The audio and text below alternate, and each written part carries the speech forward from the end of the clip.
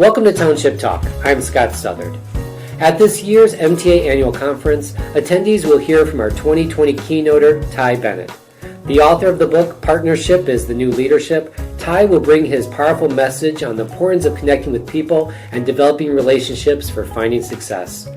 The conference theme this year is Neighbors Serving Neighbors, and Ty's message perfectly aligns with that sentiment. This episode is an opportunity to get a sneak peek from Ty on both his keynote speech and the breakout session he will be teaching. I hope you enjoy our conversation. Thank you so much for speaking with us today. Let's begin with introducing you to our listeners. Tell us about yourself and what inspires you as a public speaker. Okay. Well, thanks for having me. My name is Ty Bennett. I am based just outside of Salt Lake City, Utah. I live here with my family, married with 4 kids. My kids are 13 down to 6. 4, wow. They are a lot of fun. Yeah, it keeps us busy for sure. Yeah, I have 2 and 4 is, I can't imagine. Sorry to interrupt. Go ahead. No, that's okay. I get it. So, my background is as an entrepreneur. I built, and the short story of it, I built a business with my brother in my 20s that we built very successfully to 20 plus million in sales, and I sold my half of the business to him about 6 years ago as I started writing books and started speaking and really following my passion to empower people. I love being able to share ideas and insights and hopefully help leaders to be more impactful in the way that they lead. And so that's really why I'm looking forward to being part of your event as well. Okay, well, I have to say that to begin with too, it's like I've had a chance to listen to your podcast, The Relevant Leadership. I'm actually a subscriber. So awesome. Thank you. I just want to say I found it to be something I think that also our listeners might really enjoy because of the topics you guys bring up regarding leadership. I really enjoyed, for example, the episode you did a little while ago on communication. Okay. Yeah, I love the podcast medium because it gives us a chance to share different insights. And with that podcast, the Relevant Leadership Podcast, some of the episodes are just quick. I call them leadership lessons. They're just me sharing some ideas. Many of them are interviews, some with, authors, CEOs, leaders in all sorts of different respects. And then some, I kind of dive more into people's stories that I find fascinating. I've had NBA players on there. I interviewed the first woman to ski solo across Antarctica. That was a fascinating story. And, just different people. So it's a fun medium to be able to get great information, and, it's free. I think it's awesome. So this is fun. You're doing this too.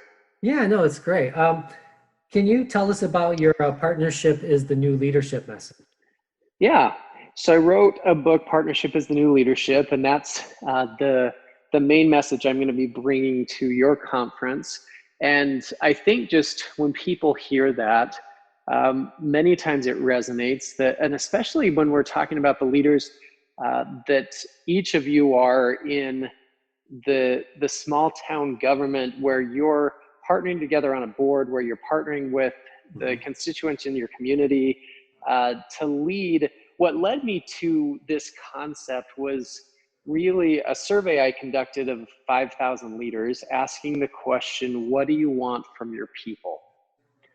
So you think about that, the people that you lead in this situation, right? The members of your community, what do you want from them? And the resounding answer that I got back was, we want commitment. So you think about what that looks like in your world. Well, that would be, people in the community who are committed to sharing their voice, sharing their ideas, getting on board with initiatives, to volunteer some of their time, to give back, to, all of those things. We would love that if that's the case. Well, what drives that more than anything else is the approach of the leader, because people are committed to people. It's people in relationships that engender trust and foster accountability and build a level of commitment in people. And so I believe that the approach that leaders take directly impacts the response or the approach that they get from their people. And so I think that partnership is the new leadership. It's the way to approach leadership in today's world. And We can obviously dissect that more, but that's the basic premise. Okay, well, how would someone start to build those kind of relationships? So one, I think recognizing that relationships are vital. I often tell leaders that we're in the people business, right? Mhm. That's the business that we're in. And if we're in the people business, then relationships are the currency of that business. And we need to prioritize relationships. We need to focus on those. And we need to learn how to build those. There are skills that I think we can get better at in terms of building solid relationships, influential relationships. We'll share some of these ideas when I'm with everyone and jump into them, but I'll just give you one simple idea. Okay. I talk to leaders about the idea of focusing on being interested, not interesting. Hmm. So that might sound like a really clever play on words, but in practice, it's huge because being interesting is all about you, which in politics is probably very easy to get into your mindset, right? That's important. But being interested is all about other people. It's placing other people's interests first. It's listening. It's asking questions. It's validating other people's ideas. I mean, there's a million applications of how that principle would apply. But really developing the ability to connect with and engage with people at a different level is so vitally important. Okay. Well, from what I understand, you've had an opportunity to speak to some of our board members. I have, yeah, they're great. Great. Well, speaking with them, let's dive into more of this communication idea. So, how would you say, based on this conversation, how our members might be able to use communication to build a stronger connection with their community? Is there any things that you would recommend?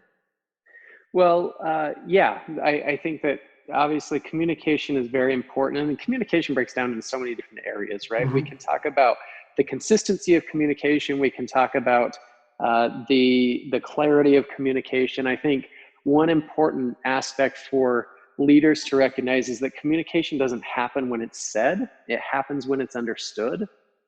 that Okay. that communication has to connect and people have to get their head around it and understand where it's coming from, and get the full picture.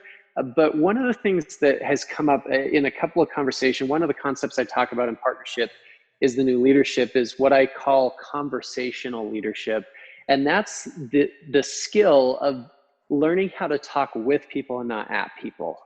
Okay. It's making yourself available and approachable and accessible for those conversations to take place.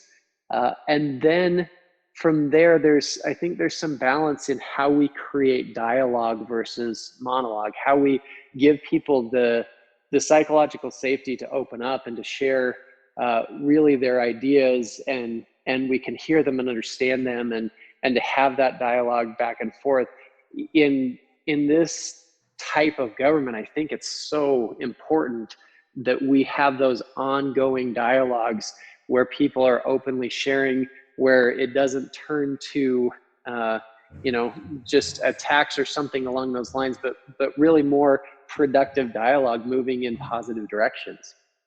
Okay. Well, building on that, is there maybe a way to bring more inclusion to local government? Is there anything that you would recommend around that? Or how we can, I guess you can say, like, how do we hear all the different voices in our township? It's hard, right? Yeah. Because there's, there's a lot of people that are going to have voices. And so I think we need to put mechanisms in place to reach out to get those voices, to have people share those as often as possible, and to get kind of a feel of what's resonating with people across the board. I think in talking to some of the board members, I think there's creative ways in which people are doing this, that range from things that are more formal in nature to just being in among the people as often as possible and having those conversations on a regular basis. I think recognizing and prioritizing that, it may be stepping back and assessing it and saying, okay, how are we doing on that, right? And I don't think this is an individual question. I think this is a board question. I think this is for everyone to look at and say, okay, across the board, how are we doing on this?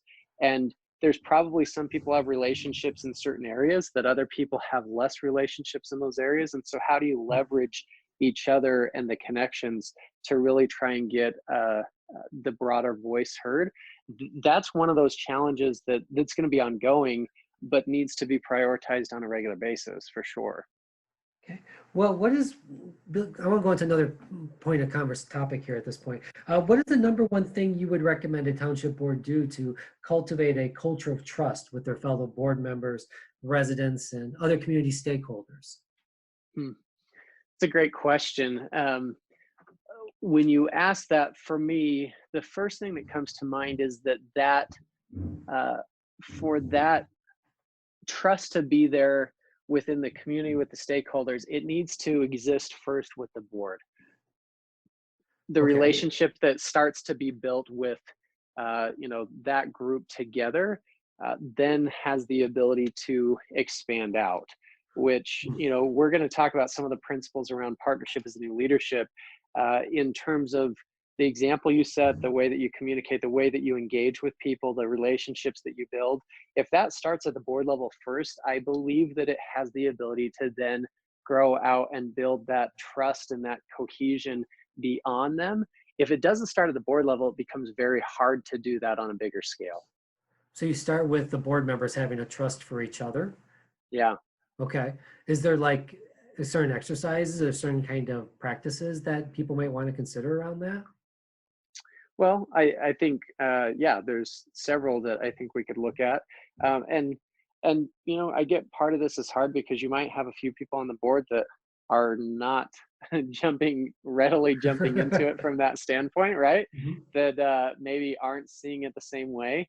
And it just like in any organization, it's hard to bring people together on the same page. But from a relationship standpoint, I think having real conversations, spending time together, having some of those open dialogues, understanding what priorities are for each individual person, what are some of the things that they feel passionate about, listening to them from that to really get where they're coming from, and investing time and energy into them. One of the ideas that we're going to talk about in terms of building relationships is investing in people. Okay. And I use that term very consciously because when I say investing in people, I don't mean spending money or doing anything extravagant, but investments in people are where you go above and beyond in relationships. They're usually not in someone's job description. They're the things that you do that are more personal in nature, that are more specific and impactful, but they change the nature of relationships.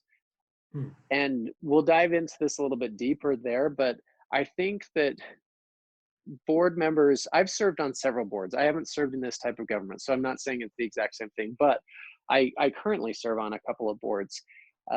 I know for me that the more I can connect with the board and build those relationships, that cohesion, it takes some personal time and investment in doing that and building that trust, the better we function as a unit. So I'll give you an example. A couple of years ago, I was elected to be the president of the National Speakers Association chapter here in Utah. The president the previous year had a board of 8 people, and this president in particular, I was on that board as the incoming president.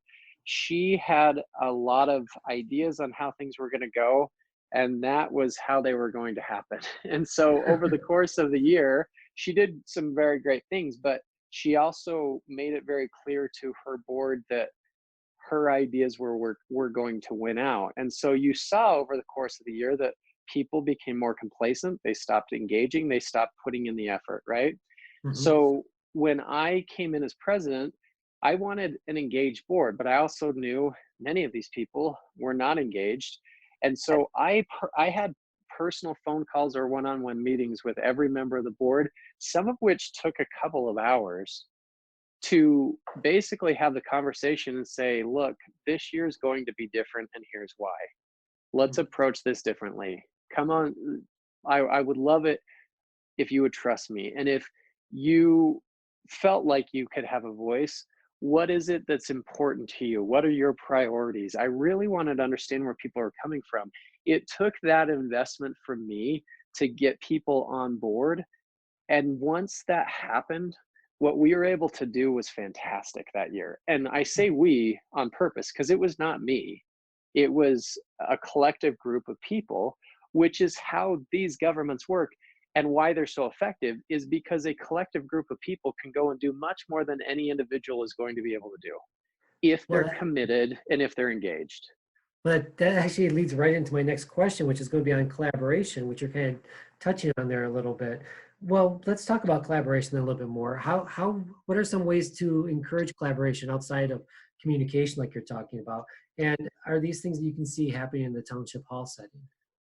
Yes, well, I hope so, right? I'm sure there are times that they don't happen the way that we want them to.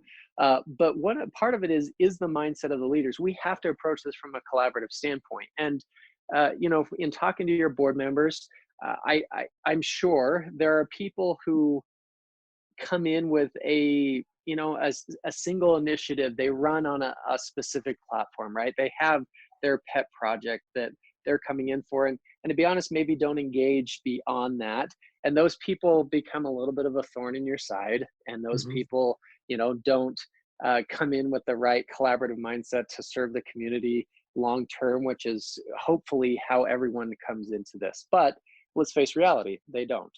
um, Mm. I think collaboration happens when we take the lead in that, which means that there are times we need to help champion other people's projects and ideas. There are times that we need to jump on board with that. We need to support those. We need to ask for feedback when it comes to some initiatives that we are driving, right? And get other people's ideas and insights and uh, solicit their help and some of their leadership in driving certain things too. The collaboration piece, I think, is so vitally important. And to me, it becomes what we build cultures of collaboration, or we build cultures uh, where collaboration doesn't happen. And Mhm. changing culture can take time.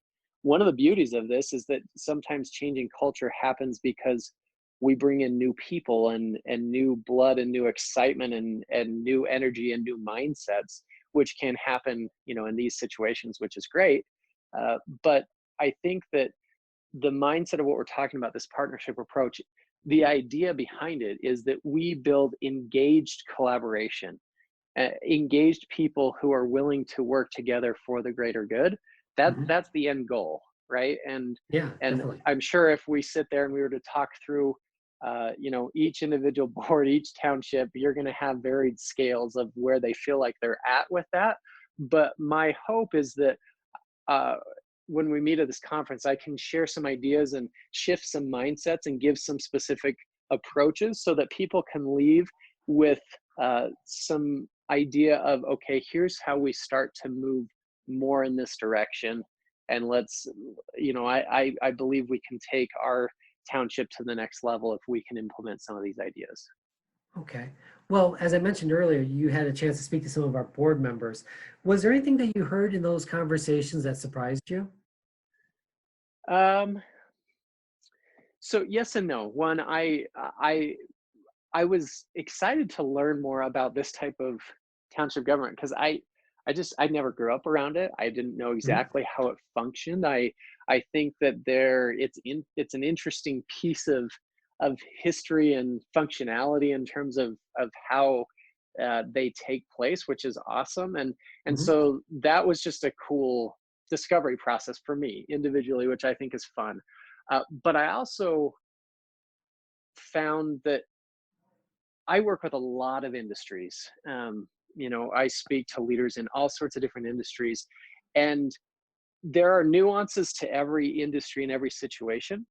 But I also find that people are people, and Mm. it's interesting sometimes how often, I mean, some of the stuff that you deal with in a township would be the same thing that tech companies are dealing with in the hierarchy of a leadership organization, or other thing. It's, people are people, and the issues that we typically have around people not engaging are, or what is stopping leaders, have to do with uh, sometimes it's apathy, where we just aren't showing up with enough energy to make an impact. Sometimes it's ego or selfishness, and that we, are we only care about a specific issue that affects us, and we're not necessarily looking at the community as a whole. Or sometimes it's, I mean, those are the issues that I think affect leaders in many different ways. So there was definitely some eye-opening things to it, but I also think that underlying there's some things that I think affect your boards and your townships Hmm. that affect everybody, because humans are humans, and leaders struggle with some of the same challenges in many different situations. Okay, all right. Well, the theme of our conference this year is neighbors serving neighbors. That's awesome. Partner, yeah, I like that too. It's really catchy. How do you see partnerships going hand in hand with that theme? Well, I think that's the beauty of this, right? Is Mhm. if you think of a partnership, just by its very nature, a partnership is a win-win relationship. A Mhm. partnership elicits a feeling of mutual respect, of service towards each other, of uh, support and collaboration, which is the idea of neighbors serving neighbors. It's of people coming together to make something better of their community. I think it's a beautiful concept, and I think uh, in concept, partnership is the new leadership is that, but in practical application, what I hope to be able to draw out is some of the best practices of how we can do that more effectively. Mhm. Because I think sometimes we know we want to, but we don't necessarily know exactly how to, or maybe some of the things that we should be doing that we're not doing, or some of the things we could do a little bit better that we wish would be a little bit more effective. And so yeah, I think they go hand in hand. I think the the concept of neighbors serving neighbors, I think, is beautiful. Well, that will be at our upcoming conference this year, April. It's going to be at the Grand Traverse Resort. I look forward to hearing you give the keynote address. I guess my thing is like when you think about that keynote address you'll be giving, what do you hope our attendees walk away with as the takeaways from Hmm. It's a great question. I actually asked, as we were talking about this, I asked the board that too. I said, it? what does a home run look like to you in terms of this keynote address? And uh, one, I hope that I can bring some energy. I hope that I can bring some inspiration. The word, I don't often use the word motivational speaker. Sometimes people will, but Mm, the word inspire really speaks to me. The word inspire means to breathe life into someone.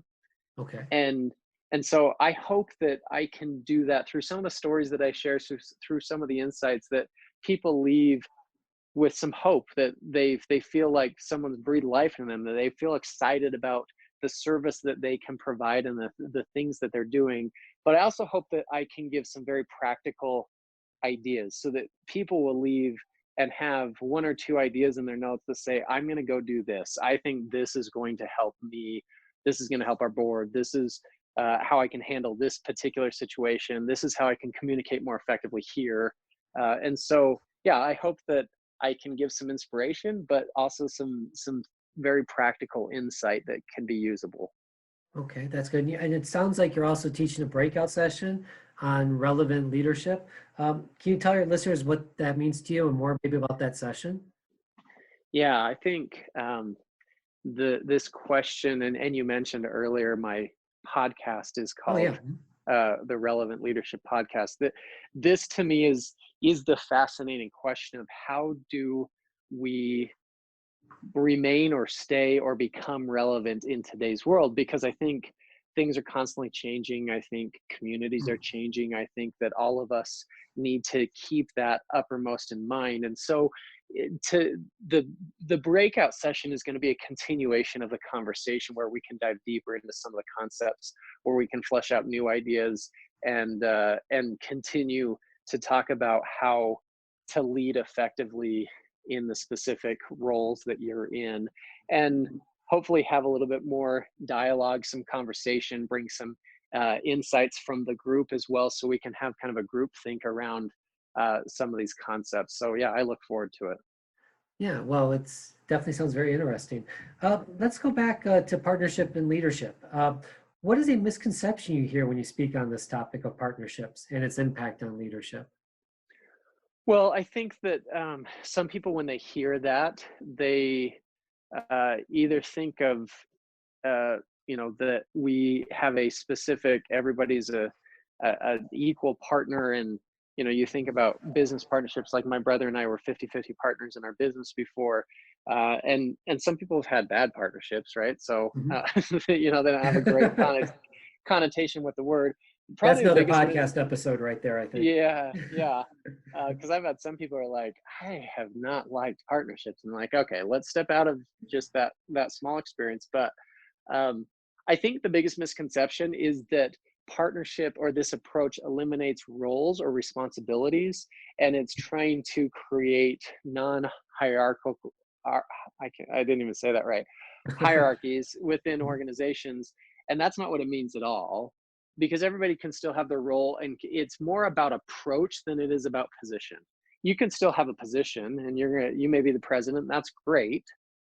But I think the approach that you take in that position has huge impact. Okay. All right. Well, thank you very much for being on the podcast and speaking with me today. It was really great. Absolutely. Yeah, we look forward to seeing you this April in Grand Traverse Resort. Cool. I'm looking forward to it as well. Thanks for your time. Yeah, thank you. Have a good day. Bye. Bye. Thank you for listening to Township Talk. This episode was brought to you by Consumers Energy. If you'd like to learn more about the 2020 conference, you can visit michigantownships.org/conference.asp. If you'd like to find out more about Ty and his work, you can find him online at tybennett.com. Please remember that the views and opinions expressed by our guests do not necessarily reflect those of the MTA, our board, or our members. If you have any questions or suggestions for future episodes, you can reach us at michigantownships.org. Have a nice day.